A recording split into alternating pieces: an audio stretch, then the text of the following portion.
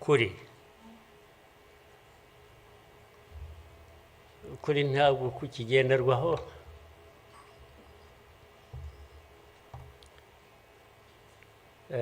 Ni nacyo gituma,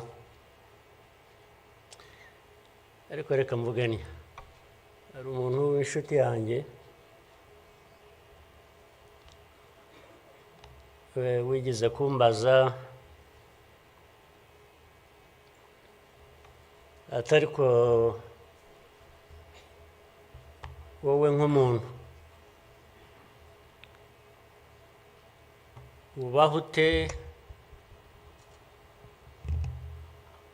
ugahuza bimwe, ndaza kubivuga mu rurimi rw'amahanga, arambaza tubaho ute ugahuza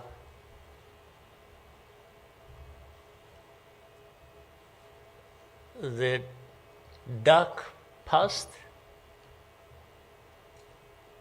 and the cruel present.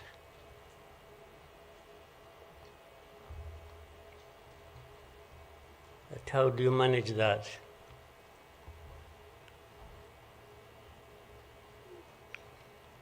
Ariko uko nabyumvaga ntabwo ari igihe yabazaga gusa, yabazaga u Rwanda. Bavuga ngo u Rwanda mubaho muti, with a very dark past and a very cruel present.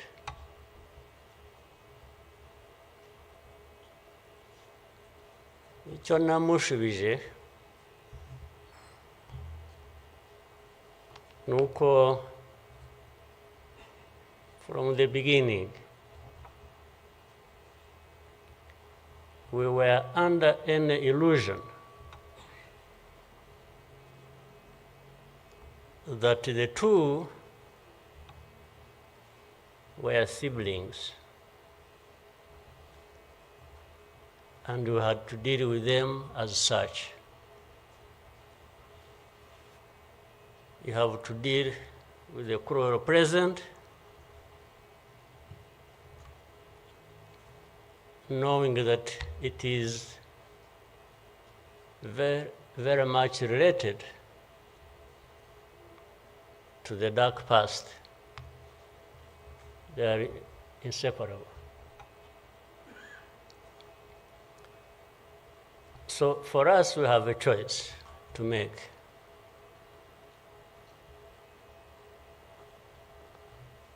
You are either crushed in between and you stop existing, or you stand up and fight.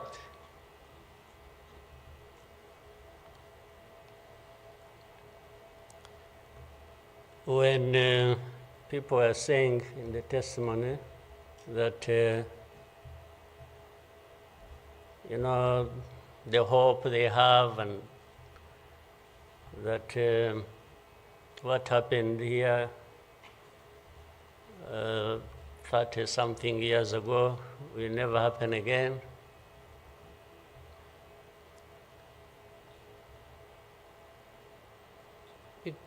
It won't be because of those who were responsible for that dark past will not try again, or are not even trying now again. It will not happen again just because there will be people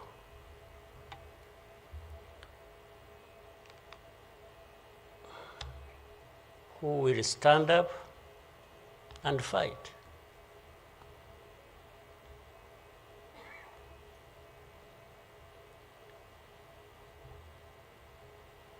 It's not because there are fewer people who wish to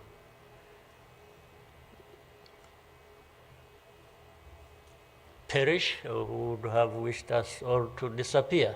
this country to disappear.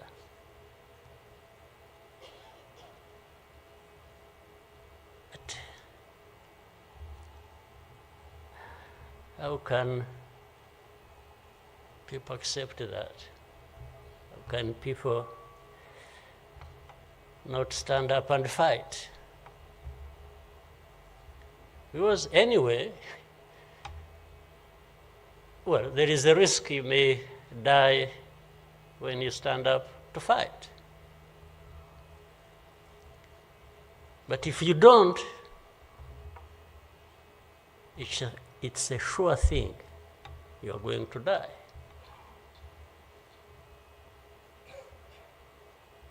So why don't I try the former? Why don't I try to stand up and fight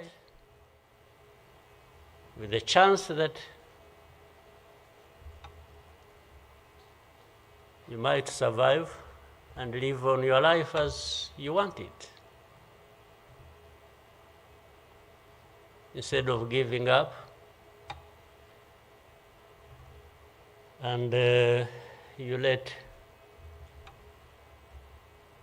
people treat you as if for you to live, it's a favor that they are going to do for you. Why?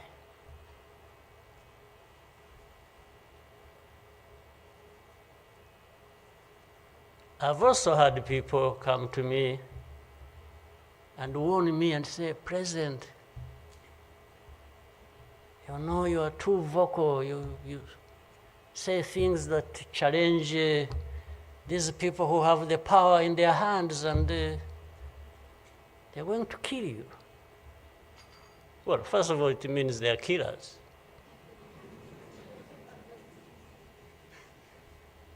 But my answer to them is, you know what?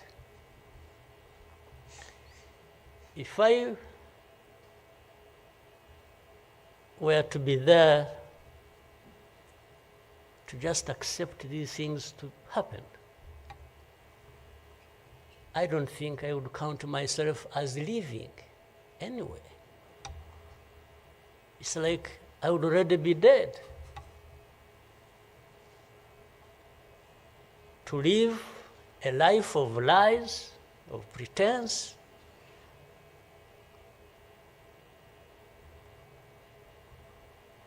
and all my life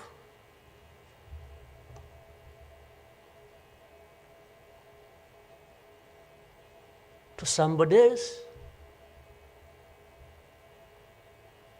I would be dead anyway. So why don't I die fighting?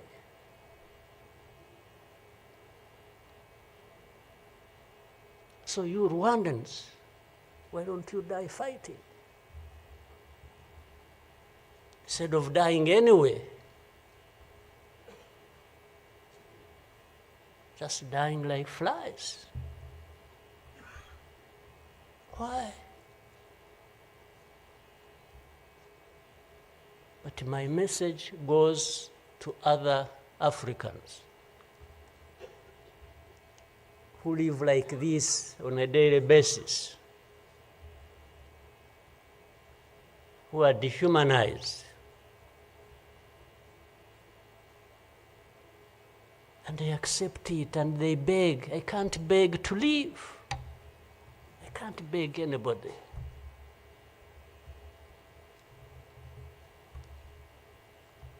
Who will fight? If I lose, I lose.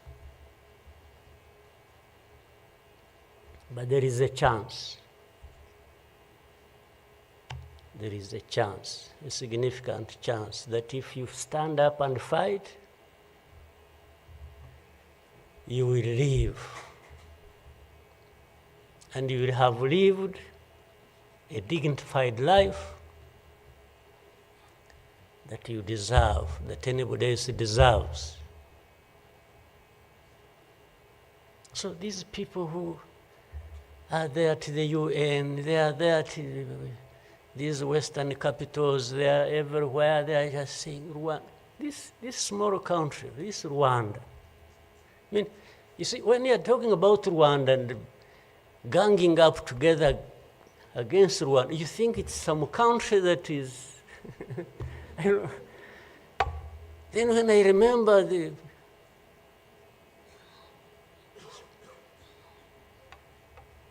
facts about it, I just imagine the world has gone amok.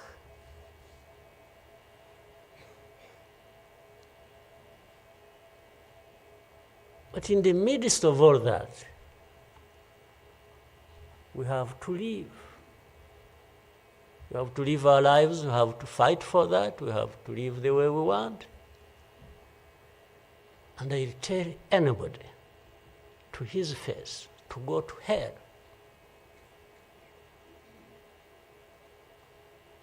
If anyone comes around and thinks they can, they come and say, hey, we're going to sanction you. To what? Go to hell.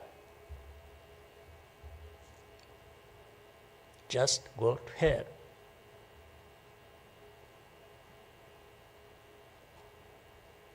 You have your own issues to deal with. Go and deal with your own issues. Leave me to mine. This is the spirit, I think, Rwandans must have in their daily lives. So my worry is not about how powerful these people are that come down upon us and throw anything at us. I'm never worried about that. I worry about one thing, which has lived on for centuries. It's for Rwandans. It's for Africans who sit back and find nothing wrong with accepting to be treated like that. That's my only worry. When can Rwandans, when can Africans refuse to be mistreated like this? To be told they have no value, to be told that their lives have to be lived as a result of a favor they are being done by somebody else. What a shame for people to accept that even for a moment. You must not accept it. You must get up and fight for yourself.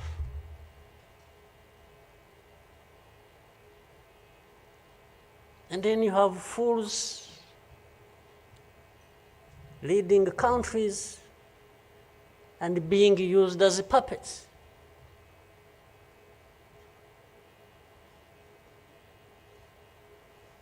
And they are stealing from their own resources, which they should be putting to the good use of their own people and develop them. They just put everything to their own use, find billionaires in a sea of poverty,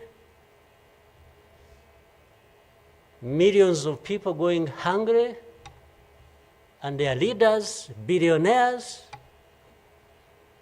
money that has been stolen from the resources of these people. And these are the ones received in Western capitals and praised and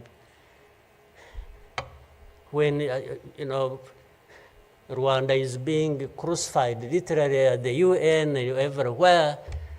These are the ones who show up, and everybody is doing their bidding.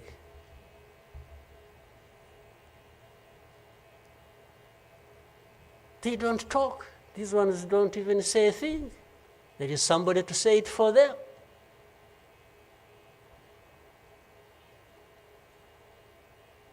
You don't say a thing. Even in meetings where solutions are being thought about and crafted and so on, they are absent because somebody else is there. They'll address when their name comes up, they'll say, no. You see, I see it on a daily basis. Somebody has agents, orders them, pays them to go everywhere preaching hate speech, killing people in broad daylight, setting fire on these people, burning in broad daylight. And when it comes up for discussion, they say, no, it's not this one. No. You see some other people, we look for them. But the person keeps coming up. He says, no, I will take the war to Kigali, I remove the government, these Tutsis, we are tired of them, like they were tired of them 31 years ago. Here. And it's okay. These wonderful people, these powerful people who tell us what to do and what not to do, they are okay with that. They are fine with that.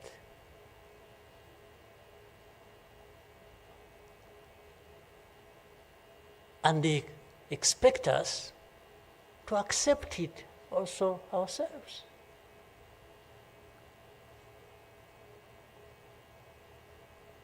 In broad daylight.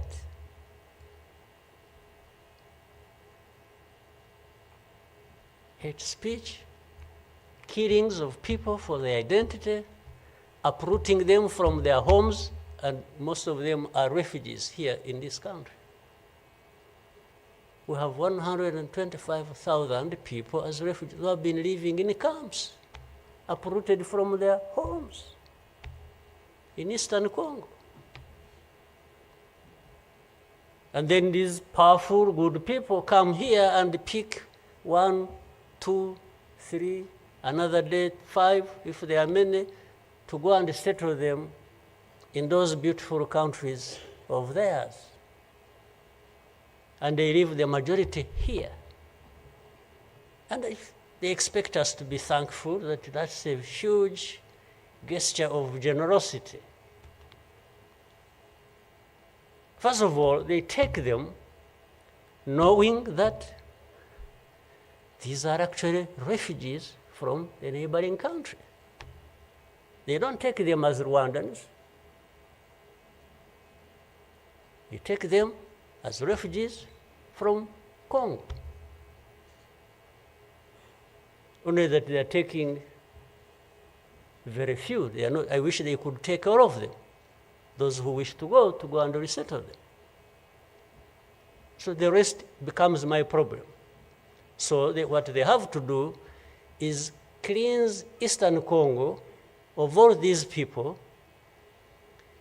bring them to Rwanda, take to your countries those you want, few, very few, not even 0.1%, and the rest should remain Rwanda's problem. Because after all, these ones are Tutsis like Kagame. That's a simple conclusion. But ask yourselves, how did these people end up being across the border of Rwanda? Was it really done by Kagame? Was it done by Rwanda? No, for us, we are here lucky that we are alive, that we survived.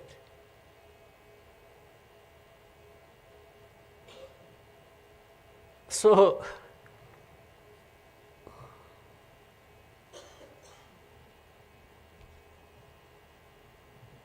but as I say this,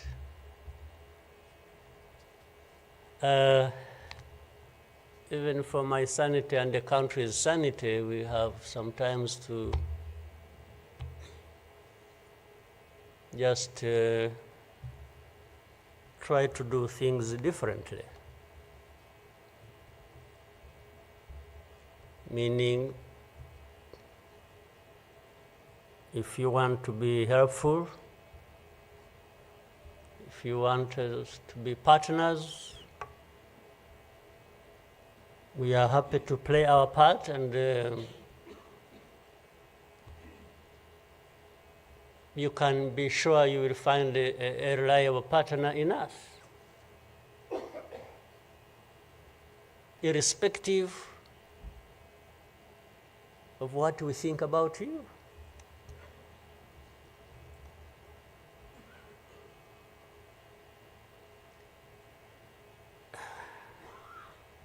You know, this whole thing you see every day, you know, you have heard of groups, what is it? Group of experts. You have heard of that thing? These are people who go around, experts who are supposed to know better our situation than ourselves. Can you imagine? And the ones who lead those groups are the very people connected with this history I'm talking about, or that busy man I was talking about. Can you imagine the cynicism?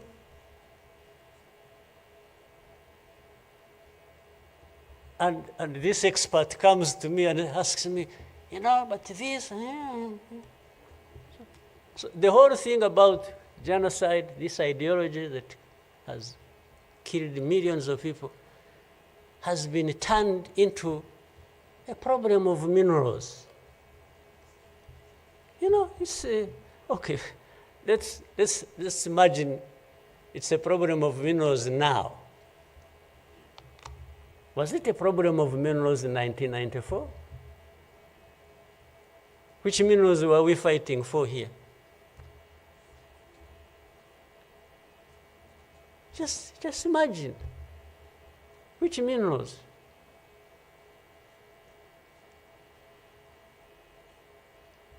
Second, if it were to be minerals, how many are actually fighting for these minerals in those places? Assuming you found evidence about Rwanda being implicated in what's happening in Congo for minerals in Eastern Congo. Are you really saying it is just Rwanda? Why don't you be brave enough to say Rwanda is invading our territory we have created for ourselves and is encroaching on the minerals we are also encroaching on in Eastern Congo? Why don't you be brave enough to admit that? At least to say that.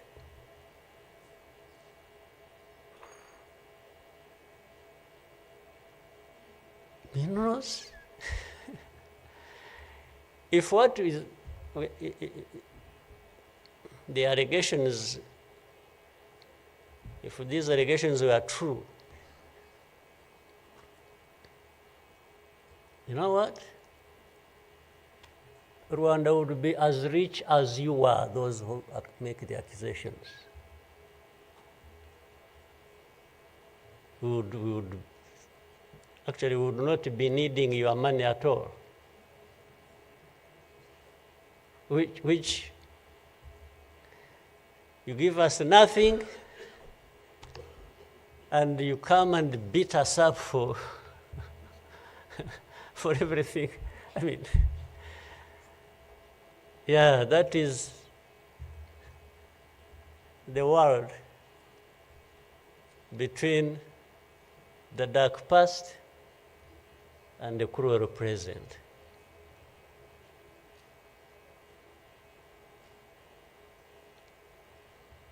But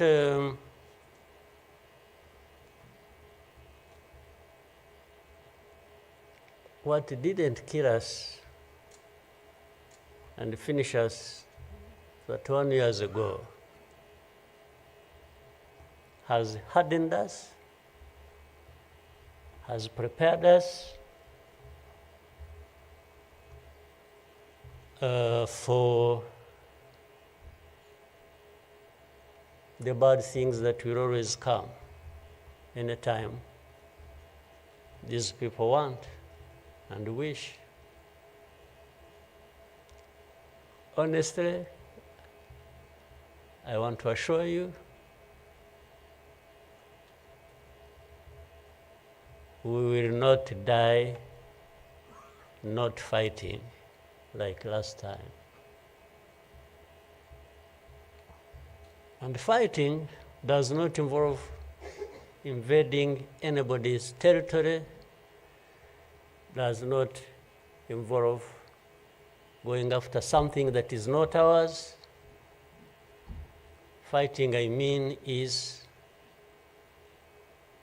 if you find us here and want to treat us the way you want that we have seen in the past, I just want to assure you, you will not succeed. You will not succeed. I think I beg all these Rwandans, we should be itching for a fight with anybody who wants to come here and turn things upside down. And I think there are many who are ready to join for that. But for our friends, our partners, please, don't misunderstand us, don't mistreat us. We have had enough of it. Take it somewhere else. Take it somewhere else. You know, this Bizimana who was telling you this whole history, by the Bizimana, if you could compile that and distribute it to our friends and all of us. I actually want a copy of what you... But I think you should give our friends and others, they need to, much as in the cruel present, facts don't matter, evidence doesn't matter, the truth doesn't matter. What matters is what pleases you on any day, and doesn't matter what facts about others. But and I was saying this because this man made another presentation another time that involved the same people he was talking about. And the next day, from embassies, people came to him, threatening him. Yeah. You know, they even, they are so foolishly brave to just, you know, they went to him And I think another message went through Foreign Affairs. It's like this man who is saying this, and he was not saying it is not true, but he was saying no for daring to say it, even if it is the truth. Yes, they threatened him, and they even started threatening he will not get a visa to travel to some places, face to face, like that. Somebody from the embassy threatening our minister. Of course, I can't blame them that, given this history we have had, that from the embassy they even think they are above the minister. Yeah. He just come and say, you dare say this. He wasn't saying, this is contrary to the truth or evidence we have. Why did you present lies? No. He was just saying, whether lies or truth, you shouldn't have said it. That is the cruel present we live in, but we must confront it, and we will. We shall. No question about it. I've also told people that anyway, for us, we are in a sort of not bad position, because the worst has already happened to us. I don't think anything worse will happen, ever. So those who are scared, fearful of anything, I just want to console you in some way, if you may, that actually the worst has already passed. When we lost the people during that time, the young man was giving a testimony about. Do you think anything like that would ever happen again? I don't think so.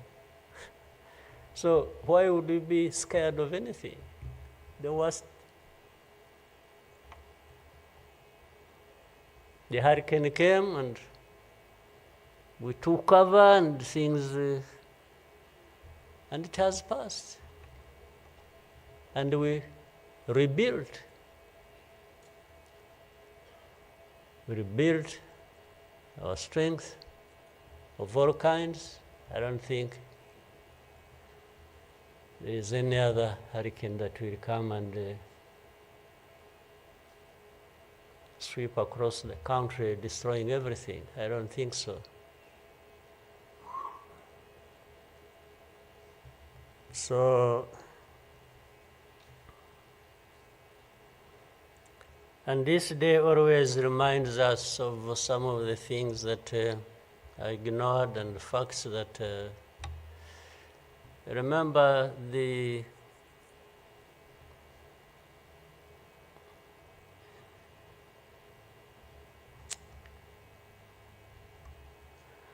book written by somebody many of you know, Philip Gurevich, with a very long title.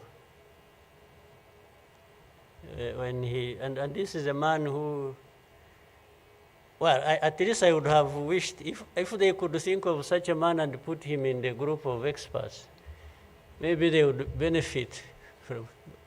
But you bring somebody just because she comes from a country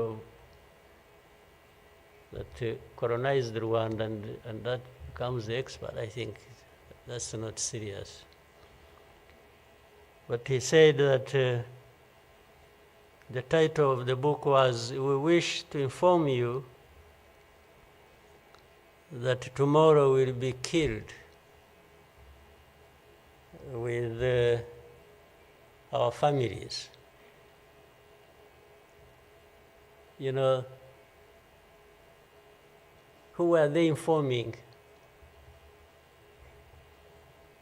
And who was going to stop that? And who was going to come to their rescue?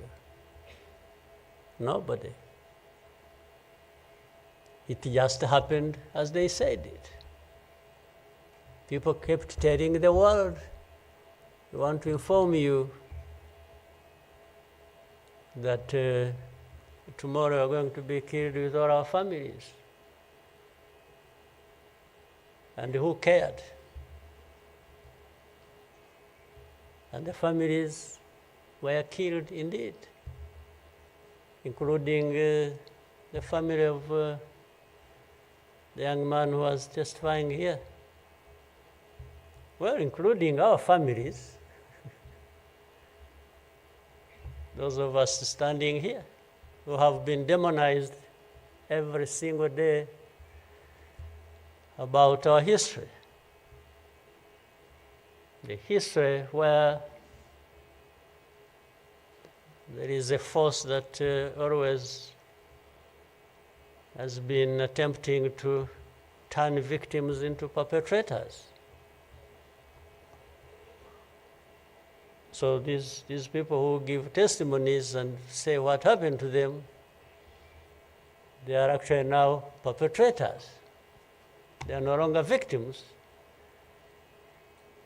So the cynicism I was talking about of what happens in this world is that these very people who barely survived and who lost everything else and their families are now the victims, the perpetrators, no longer victims. That's what the world wants to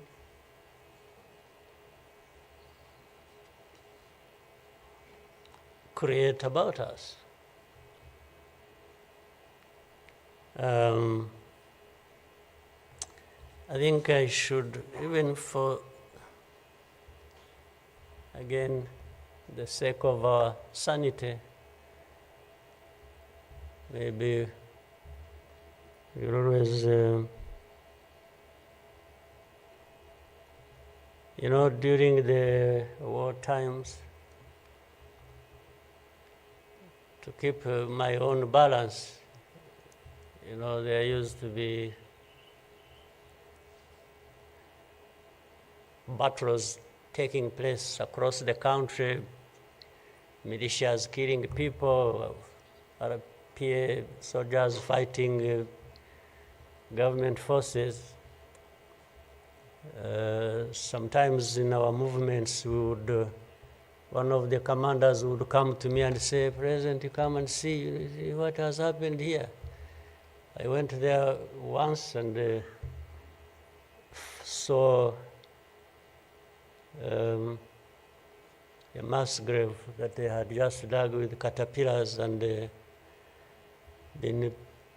think they had put in over 2,000 people. And from that lot, we found 12 people are still breathing. And we got them out. I was told the other day of the 12, I think they lived for some time, and then now there are remaining 7 out of 12. I kept following the story. 7 are still alive. I think 5 died of... But from that moment, I told the commanders that they should never bring my attention to this kind of thing. They should just handle it, and we agreed how they would be handling it. But I should never, I don't even need to be informed and the reason was simple. And unfortunately, such a moment of remembrance sort of takes you back into that.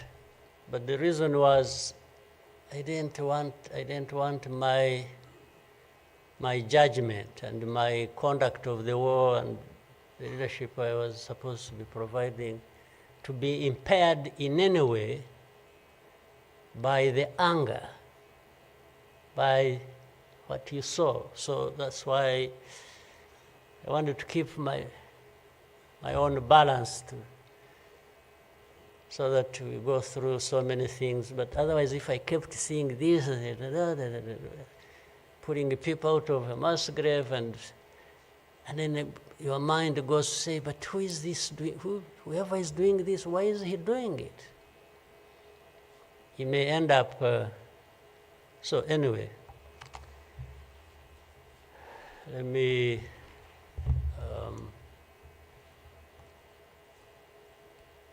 End here. There will always be another day, another year to commemorate our lost people.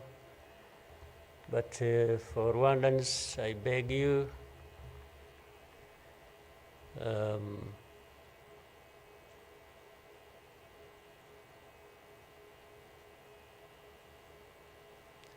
don't you owe your life to anybody else. And please have the courage to deal with the situation and moment as it is. Don't offend anybody, but always fight for what is yours. Don't allow anybody else to dictate to you how you should live your life, because the moment you accept it, that is the day you have lost your life. God bless you.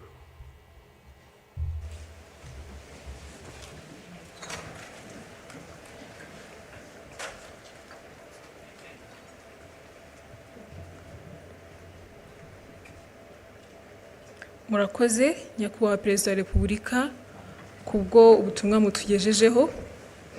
Abanyarwanda tuzabaho kandi tuzabaho uko twifuza.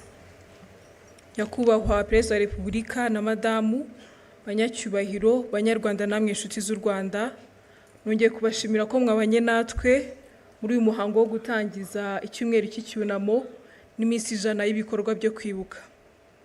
Ndagira ngo mbibutse ko kandi kuri uyu mugoroba hari ibikorwa byo kwibuka.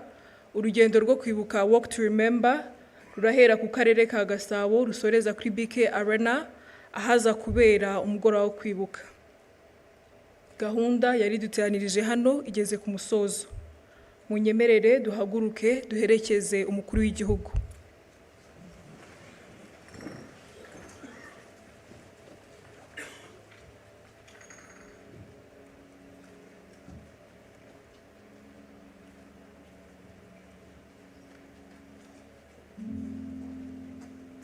Munyemerere kandi tube tugumye mu byicaro byacu umwanya mutoya. Twibuke twiyubaka kandi dukomere.